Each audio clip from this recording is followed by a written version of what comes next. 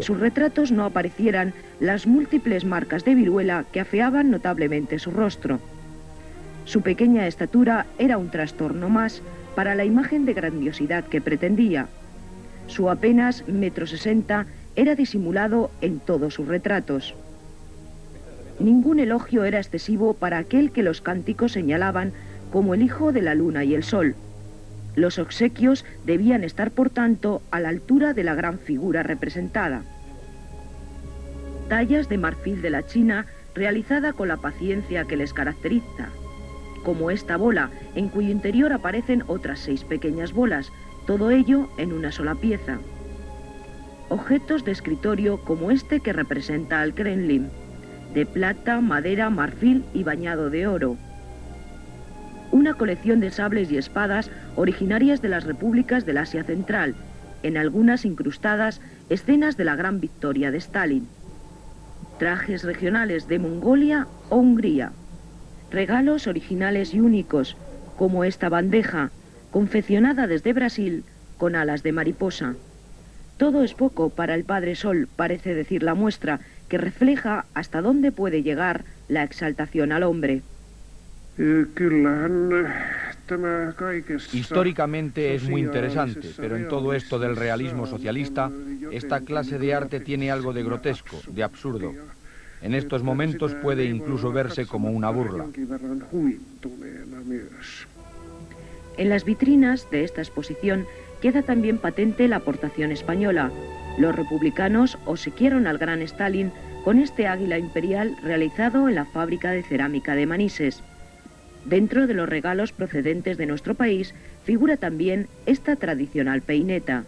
La gran cantidad de obsequios hizo que ni el propio Stalin siquiera prestara atención a muchos de ellos. Todas estas cosas no estaban en la casa de Stalin, no eran regalos en el término normal de la palabra, eran obsequios al Stalin, jefe de Estado, al poderoso, al padre del pueblo. Otros sí fueron utilizados en alguna ocasión, como este regalo simbólico procedente de los indios de Norteamérica, confeccionado de plumas de avestruz y águila. Curiosidad para muchos, incomprensible para los niños que no le han conocido ni conocerán como al gran padre, pero sobre todo recuerdo de una generación. Somos de aquella época, vivimos la posguerra. Me resulta muy difícil juzgar a Stalin. Hay demasiadas versiones. Después de la Segunda Guerra Mundial le considerábamos el Padre Sol. Con el tiempo empezamos a conocer otros aspectos que nos mostraron la otra cara del stalinismo. El culto a la personalidad, creado en torno a la figura de Stalin, perjudicó enormemente al Partido Comunista, a la sociedad soviética y al movimiento comunista internacional. El partido condenó este culto, al que calificó como un fenómeno ajeno al espíritu del marxismo-leninismo, y decidió emprender medidas decisivas para acabar con él. La historia hacía caer del pedestal al hombre que alzaron a lo más alto. La imagen del Salvador se eclipsaba. 4 millones de personas condenadas por actividades contrarrevolucionarias y acusadas de cometer crímenes contra el Estado en la época de Stalin. Cerca de 1 millón ejecutados, entre ellos numerosos obreros y campesinos, responsables del PQS, intelectuales y militares, todos ellos en procesos masivos ordenados por el régimen para aniquilar cualquier oposición. El Padre Sol, como se le conocía a Stalin en Finlandia, sufre también aquí la misma transformación, convirtiéndose de héroe en verdugo. Finlandia, país que mantuvo 2 guerras con la URSS, veía en la figura de Stalin la representación del sistema soviético. Durante estas guerras era el gran enemigo. Después, aunque solo de manera oficial, llega a convertirse en el amigo. Tras su muerte, comienzan a conocerse los episodios negros de su vida.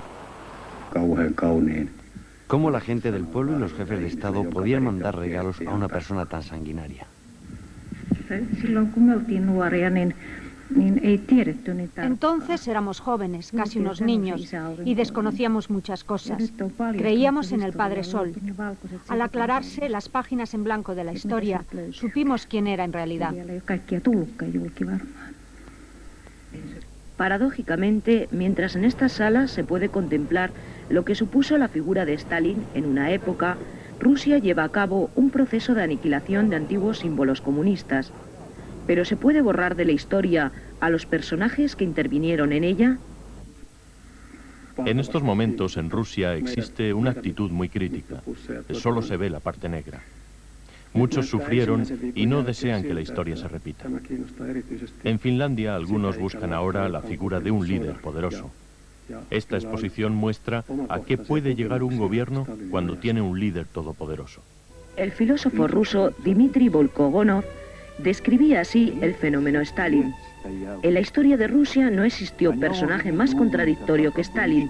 Le han criticado y alabado de tal forma que sobraría como para una legión entera de personajes históricos. Sobrevivir a su época les es dado a muy pocos personajes. Uno de ellos es Stalin. Mas su inmortalidad resulta de lo más intranquila.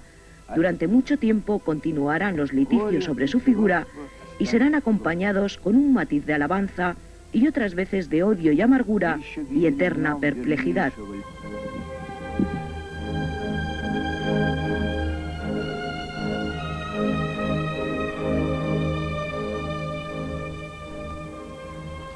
Antes de continuar con nuestros reportajes, vamos a ocuparnos unos minutos de las elecciones gallegas y para ello vamos a conectar con nuestros compañeros en televisión.